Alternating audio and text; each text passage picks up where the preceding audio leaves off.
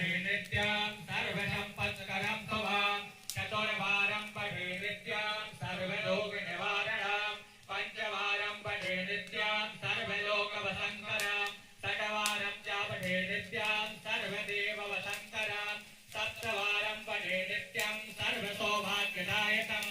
अष्टवारं पठे नित्यां नष्टकामार्थसिद्धिदां नववारं पठे नित्यां राजभोगमवाप्नुयात् दशवारं पठे नित्यां त्रैलोक्यज्ञानदर्शनं रुद्रावृतं पठे नित्यां सर्वसिद्धिम् अभिद्रवं निर्मलो रोगयुक्तश्च महाव्याधादिपीडिता कवचस्मरणेनेव